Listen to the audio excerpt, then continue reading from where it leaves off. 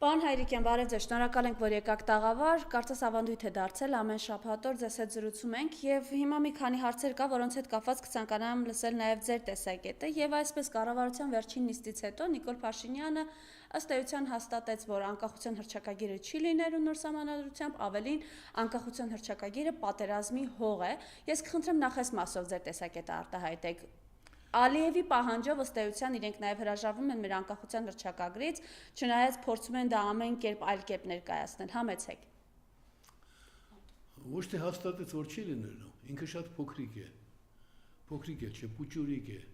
որ որոշի թե սահմանադրության մեջ ինչ պիտի լինի, ինչ պիտի չլինի։ Հայաստանը ժողովրդավարական պետություն է, այս փոքրիկը, անշնորհք փոքրիկը, նաև բկլիկ փոքրիկը, համարձակվեց ասել, որ Հայաստանը ոչ թե ժողովրդավարական, այլ ալիևավարական երկիր է։ Բայց կա Պարույր Հայրիկյան,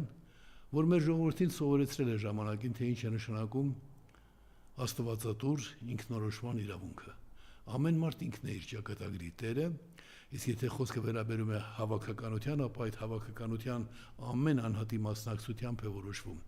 Հիմա այս երեք լսեցի մեկ ասեց փնթին, ես ուզում եմ ասել այս թափթփվածը, բայց փնթին էլ ված չէ, ինքը կարծում է, թե ինքը ամեն ինչից վեր է, եւ ժողովուրդը այդպես արագ մոռացավ, թե ինչ է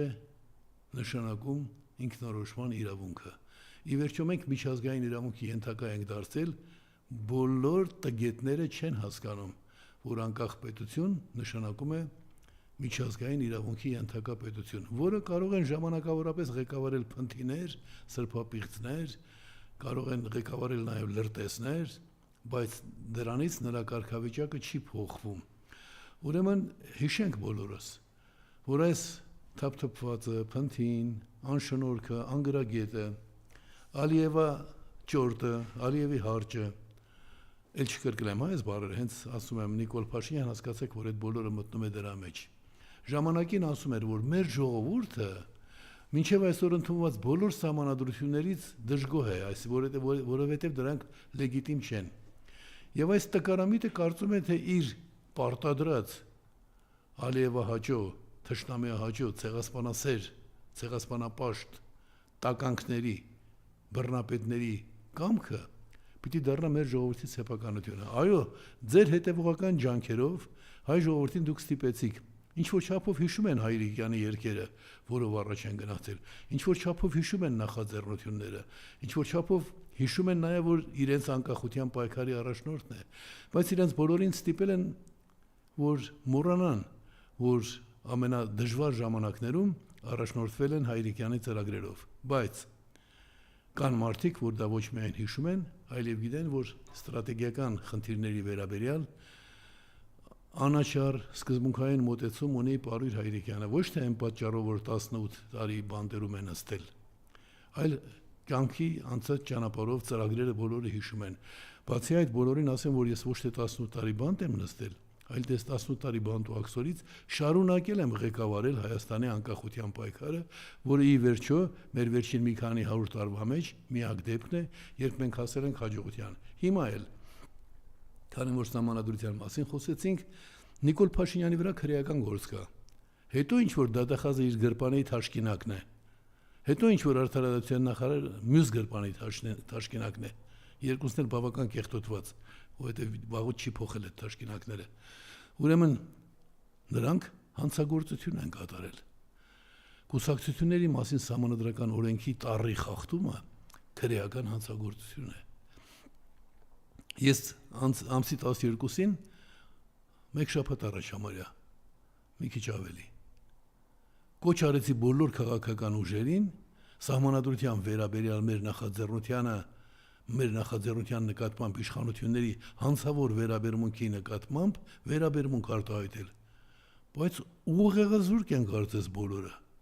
երազում են աթոռի մասին, վերջին ճիվաղի նման, երազում են աթոռի մասին, մոռանալով, որ այդ աթոռը քաղաքացիների իրավունքներին ծառայելու համար է, մոռանալով, որ կուսակցության հիմնական կոչումը մարդու իրավունքներին ծառայելն է, իսկ մարդու իրավունքներին ծառայելը կանոնավոր կերպով, օրինական կերպով իրականացնելու համար ժամանակին եվրոպական կառույցների պահանջով Կուսակցությունների մասին սահմանադրական օրենքում ասված է, եթե որևէ ընդդիմադիր կուսակցություն առաջարկ է ներկայացնում, պետություն դու պարտավոր ես քննարկել։ Ես ի վերջո հասա այն բանի, որ այդ փաստը չեն շղթում այլևս։ Արդարադատության նախարարությունը պատասխանել է մեր նամակին, որ մենք նկատի կունենանք ու դիմեցի բոլոր կուսակցություններին։ Գլուխներդ կորցրած ասում եք 80 ընտրություններ լինելու, պատրաստվենք ընտրություններին, այլ փոքրիկներ։ Պատրաստվել սկսվում են այսօր անարդարությունները վերացնելով։ Այս ինչ անմակարդակ, երախտամոռ։ Ինչևէ, ուրեմն ձեր հարցը ասեմ, որ այո, ստորները միշտ պիտի փորձեն ստորություն անել, Ալիևա հարճերը պիտի փորձեն Հայաստանը դարձնել Ալիևա վարական պետություն, գիտեք, չէ, ժողովրդավարական նշանակում է ժողովրդի կողմից կառավարվող։ Ալիևա վարականն էլ Նիկոլն է ուզում սարքել, դե ովքեր խելք կունենան կմիանան ինձ, իդեպ ասեմ, որ մանավանդ այս փուլում բոլոր կուսակցությունները պիտի ժողովներ անեին եւ ասեին դիմում ենք Հայրիկյանին խնդրելով մեզ օգտակար լինել։ Բայց մենք տեսնում ենք, սա հետևողական նաև սպառնում է ժողովրդին պատերազմով։ Ըստ էության 4 պատերազմ վերած իշխանության ղեկավարը ժողովրդին վախեցնում է պատերազմով։ Սա ինչի դրսևորում է։ Սա եւս մեկ Ալիևավարական դրսևորում է։ Ալիևն է սպառնում իրեն, ինքն էլ ասում է Ալիև ջան, մոռացար ես քո հարճն եմ։ Ինչ ուզես, այդպես էլ կանեմ, ինչ ուզես կարող ես ինձ հետ անել։ Հիմա ես փորձեմ ժողովրդին այդ քո գործիքով վախեցնել։ Ընդամենը մի հասարակ բան կա, որը վաղուց պիտի արվեր։ Միավորված ազգերի կազմակերպության անդամ բոլոր պետությունները պարտավոր են հետևել դրա կանոնադրությանը։ Եթե կարգին մարդ լիներ, ոչ թե Ալիևա հարճ, ես իր բառը չեմ ուզում օգտագործել, ինքը այլ բառ կա, որ շատ է սիրում, իր գրքում էլ օգտագործել է։ Լինել սրակամները, գիտեք այն բառը։ Ես հարճ եմ ասում, բարեկիրթ, համեմատաբար ականջների համար ոչ վիրավորական բառ։ Ինքը Ալիևի հարճն է, եւ Ալիևի հարճը լինելով միասնական գիծ է տանում Հայաստանը ոչնչացնելու։ Գիտեք, ասեմ, սա մեծ թուրքական ծրագիր էր։ Թուրքերը այնքան խոհեմ գտնվեցին, որ Հայաստանին հայ-թուրքական հարաբերություններից հանեցին, եւ հայ-թուրքական հարաբերությունները նրանք ներկայացնում են որպես իրենց արձագանք խեղճ ու կրակ ադրբեջանցիների նկատմամբ հայերի վերաբերմունքին ի պատասխան։ Այսինքն այն ինչ որ թուրքերն ասում էին, հայեր, մոռացեք ձեր արևմտյան սահմանները, մոռացեք, որ մենք ռուսական բոլշևիզմի հետ, ոչ ռուսների հետ, մի քիչ ստեղ ազնիվ լինենք, որտեղ ռուսեր Կերենսկին եւ Կերենսկին եթե չօգներ մեզ ժամանակին ունենալ ազգային կորպուս, Սարդարապետում մենք կռվող չէինք ունենալու։ Այն ֆիդիայքինները, ինչքան էլ հերոս էին, գիտեք, չէ, նեղ պահը գալիս էր փախնում էին, որտեղ կամավոր էին։ Իսկ կորպուսը բանակի սկզբունքով էր գործում։ Այդպես մենք կերտեցինք Սարդարապետ ու մեր իրավունքը նվաճեցինք։ Ուրեմն ռուսների մասն է ասում։ Լենին Աթաթուրք պայմանագրով նրանք նվաճել են տարածքներ, բայց միջազգային հանրությունը ասել է, որ դա ապօրինի է։ Հայաստանը բռնազավթված էր, վերցվեցին նաև Նախիջևան, Արցախ, ուզում էին նաև Զանգեզուրը, բայց ռուսական շահերին չէր համապատասխանում։ Ու վերջ տվեք ձեզ խաբել, թե ինչ որ ազգային հերոս Զանգեզուրը պահեց։ Այո, ինքն իր արեց առավելագույնը, քան մինչև այդ արել էր որևէ մեկը։ Բայց Զանգեզուրը այն ժամանակ բոլշևիկյան Ռուսաստանը պահեց, որովհետև իրենք համենայն դեպս մտածում էին իրենց ապագայի մասին, այսինքն կայսրության ապագայի մասին, որ միջինասիական եւ արդեն Եվրոպային մոտեցող Թուրքիայի մեջ կապ չլինի։ Ինչևէ, ուրեմն այն հարցը, որ մեզ պատերազմով են սպառնում, Թուրքիան կարողացավ դա անել Ադրբեջանի միջոցով, որովհետև եթե ինքը ասեր, տեսեք հայեր խելոք մնացեք, թե չէ մենք կպատերազմենք, ինքը փորձել էր եւ պատասխան էր ստացել Ամերիկայից, որ մեր հետ գործ կունենանք, եթե համարձակվեք։ Մանավանդ կհիշեցնեք նաեւ, որ ձեր սահմաններն ուրիշ տեղով են անցնում։ Հիմա Ալիևը այդ հանձնարարությունը շատ լավ կատարում է, մեր դիվանագետ կոչված չգիտեմ ինչերը, իդիոտ են։ Հայաստանը 30 տարի դիվանագիտություն ունի եւ այդ իդիոտները երբևէ չխոսեցին Հայաստանի բռնազավթված լինելու մասին, չխոսեցին ցեղասպանության մասին, չեն խոսում պատերազմի միջոցով հարցեր լուծելի անթույլատրելիության մասին, ՄԱԿ-ի բանաձևերի մասին Ալիևը խոսում է եւ նույնիսկ այդ դեպքում հայերը չեն ասում, գիտեք, պատերազմի միջոցով հարցեր չպետք է լուծվեր։ Հիմա որ դու սպառնում ես, դու հանցանք ես կատարում։ Դե գնացել ԵԽԽՎ-ում մաքրում էր Ալիևի վրա։ Դե ասում եմ Ալիևի հարճը, Ալիևի բն, այդպես պիտի վարվի։ Ուրիշ կերպ վարվել չի կարող։ ԵԽԽՎ-ում նախորդ զրույցում անդրադարձանք, բայց եւս մեկ անգամ վերհիշենք։ Հայաստանը ուզում են դարձնել Ալիևա վարական պետություն։ Այսինքն, եթե Ալիևը վարական ես դառնում, գոյություն չես ունենա։ Մի բան էլ ասեմ, ուրիշ առիթներով ասել եմ, դուք լսել եք երբևէ, որ Հայաստանի որևէ դիվանագետ խոսելիս ասի, գոնե նրբորեն ասի, այնքան ենք ցավում, որ մեր հարևան Ադրբեջանը բռնապետություն է։ Դուք գիտեք, չէ, քաղաքակիրթ աշխարհ բռնապետների հետ հարևանություն անել եւ նրանց հետ համաձայնություններ կալ հարցերում շատ դժվար է։ Չեն ասում, որովհետեւ ուղեղ չունեն համել Ալիևա վարական գործիչներ են։ Դե դրա փոխարեն ասում են եկել ենք, հեսա գնում ենք, բարեկամություն ենք անելու, վերջ խաղաղություն ենք բերել, ախպերություն ենք անելու, առևտուր ենք անելու, ադրբեջանցիներին ենք բերելու Հայեր ջան, սիրելի հայեր, այնքան խելք չունեք, որ հասկանաք, որ ազգային առաջնորդին աջակցելը պետք։ Ես դες պարտք չեմ։ Ես դες ծառայել եմ, ծառայել ավելի քան որևէ մեկը, զոհաբերելով նաև իր ընտանիքը, ժամանակին երեխաներից առանց հայր եմ թողել, որ դες ծառայեմ, բայց դուք երախտամոռ եք։ Ես չեմ ասում, որ ինձ համար դուք երախտամոռ եք ձեր ճակատագրի հանդեպ։ Պարոն Հայրիկյան, հիմա ամեն Ձեր արծին ես ուզում եմ անդրադառնալ, այս նախաբանը ինչի համար էր։ Ուրեմն, երբ քեզ սպառնում են, դա պետք է դու բարձրաձայնես։ Եվ այդ բարձրաձայնելը կարող ես անել այն ժամանակ, երբ հնարավորություն կա։ Այս խաղաղ պայմաններում, եթե մենք մեզնից կախվածը չենք անում, պատկերացրեք վաղ եթե լարված վիճակ լինի նաև մեր ներսում։ Մի հատ բոլորով հավաքվեք, Ալիևին ծնկաչոք շնորհակալություն հայտնեք։ Ալիևը մի քանի օր առաջ հայտարարեց. Կարող է այս պայմանագիր ստորագրեմ խաղաղության, բայց 6 ամիս հետո կարող է կարծիքս փոխեմ։ Հասավ ձեր ուղեղին իդիոտներ։ Ալիևը ձեզ զգուշացրեց, ձեզ հասկացրեց, որ գործ ունեք շարքային սրիկայի հետ, որ ասում է խաղաղություն ունենք, բայց Ալիևն ասում է խաղաղություն դեռ չկա։ Վաղն էլ որ կնքեմ 6 ամիս հետո կարող է կարծիքս փոխեմ։ Հասկացաք Նիկոլի հետևից գնացող տվարներ։ Չեք տեսնում, որ ամեն քայլափոխին խափում է ձեր կյանքի հաշվին, ձեր ապագայի հաշվին, ու դուք ունեք դեռևս կենթանի հայրիկյան, չեք ասում ամեն բարձ թողնենք, գնանք ասենք ինչ ես ասում։ Ես որ շնորհակալություն հայտնեք Ալիևին, որ ձեզ զգուշացրեց, բայց եթե դեբիլ եք, ոչ թե դուխով, ես ժամանակին եմ ասել, չէ, այդ բոլոր դուխով գրողները պետք փոխեին, գրեին դեբիլ։ Գոնե 1 ամիս հետո, երբ ես թափթփուկն ասեց, կամ ես կլինեմ վարչապետ, կամ Հայաստանը վարչապետ չի ունենա։ Մոռացել եք ինչ տականք է ձեր այսօրվա։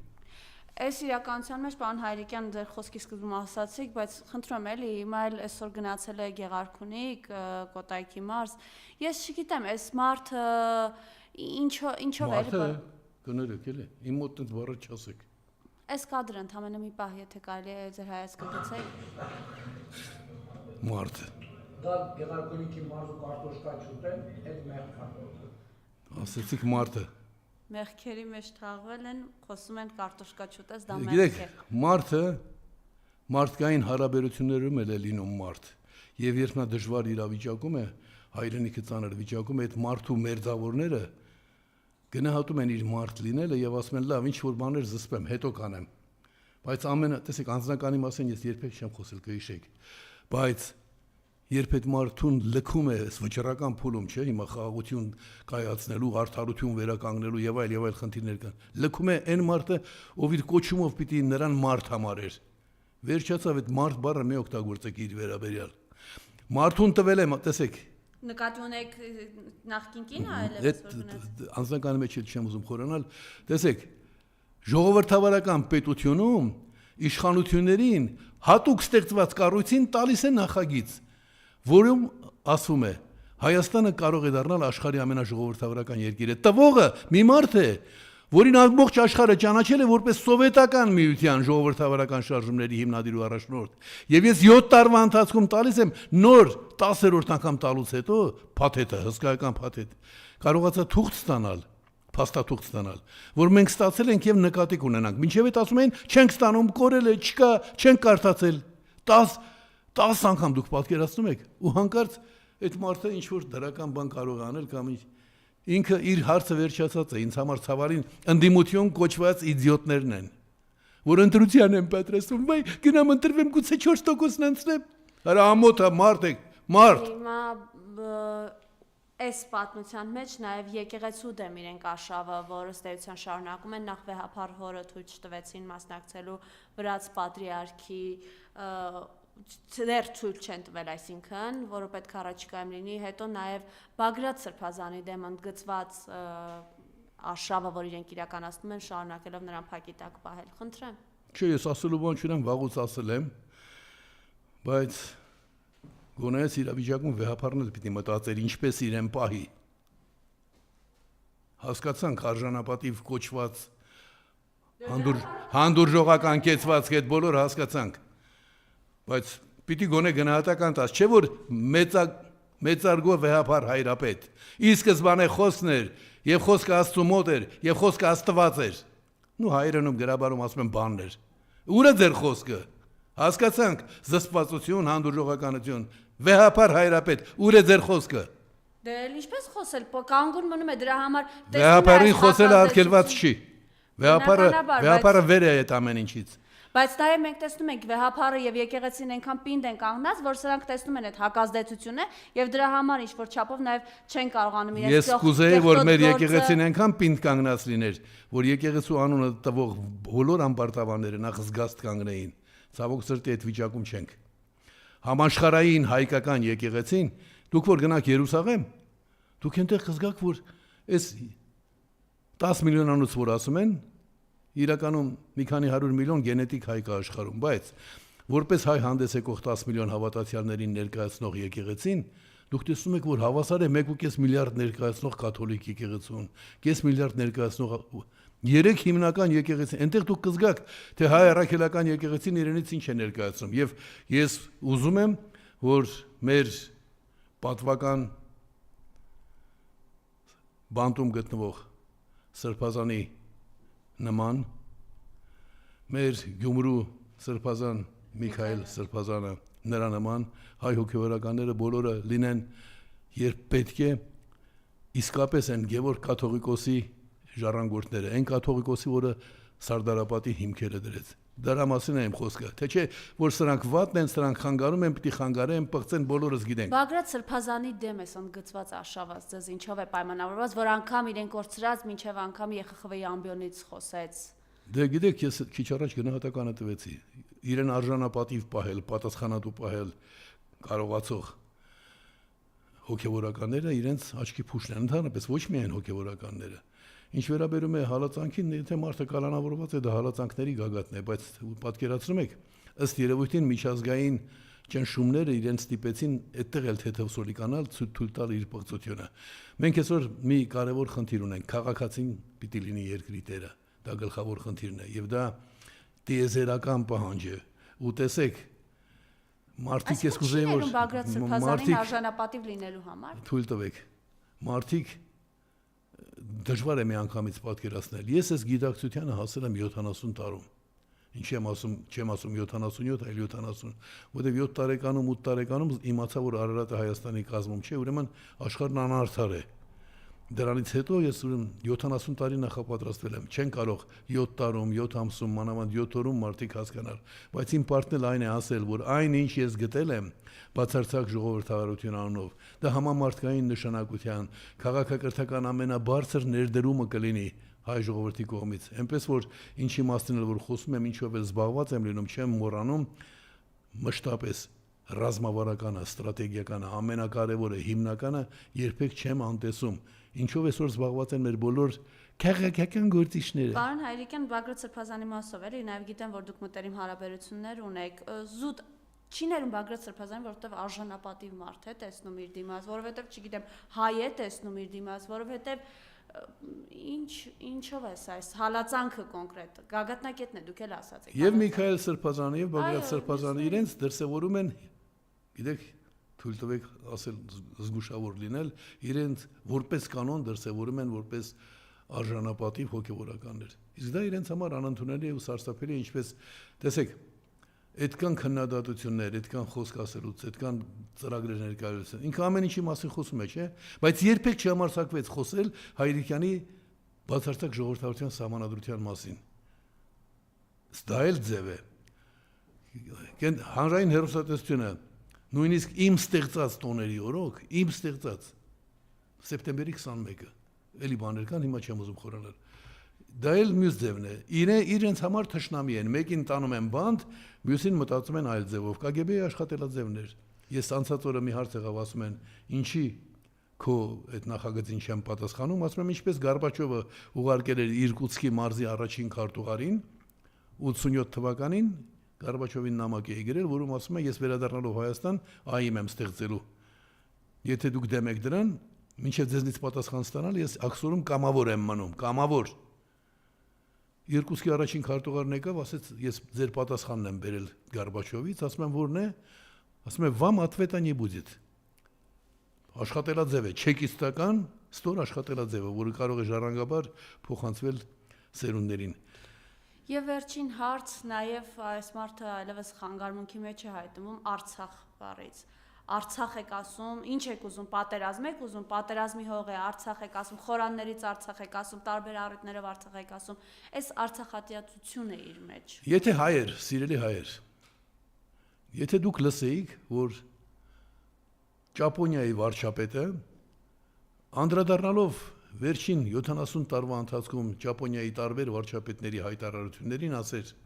«Վերջ տվեք խոսել Կուրիլյան կղզիների մասին։ Ինչ է, պատերազմ եք ուզում։ Բոլորը չեք ասի, դա հոգեկան հիվանդ է»։ Տեսեք, հայերի մասին չեմ ասում։ Խոսում եմ Ճապոնիայի մասին։ Ամեն տարի մի քանի անգամ ճապոնական պետությունը Ռուսաստանին հիշեցնում է, որ Կուրիլյան կղզիները կամ դրանց մի հատվածը իրենցն են։ Եվ չեմ վախենում արդարությունը բարձրաձայներուց։ Նիկոլ Փաշինյանը Արցախից սարսափում է ոչ թե պատերազմի պատճառով, այլ Արցախը մերկացնում է իր պիղծ էությունը։ Դա գագաթն է։ Այսինքն, եթե շատ բաներ կարող են անհասկանալի լինել առաջին հայացքից, օրինակ ժողովրդավարության դեմ նախորդ սահմանադրության եւ այդ նույն կառավարման համակարգը պահող այս իր նախագծի էությունը հակամարտկային է, հակաժողովրդավարական է։ Դա կարող է դժվար հասկանալ։ Բայց Արցախի մասին բոլորը գիտեն, մեր աչքի առաջ իր պետը, հարճապետը ցեղասպանություն իրականացրեց։ Ու սա դա համարեց բնականon։ Ինքը գիտի, որ դա պատմական խարան է։ Սերունդներով, եթե սերունդներ կունենա, անես չի ասածս։ Աստված պատժում է այդպեսիներին։ Սերունդներով, եթե սերունդ կունենա, ինքը խարանված է։ Եվ հենց այդ Արցախ բառի ատառն անգամ իր համար մահվան դատավճռի է հավասար։ Սա է հիմնական պատճառը։ Շնորհակալ եմ։ Ես եմ շնորհակալ։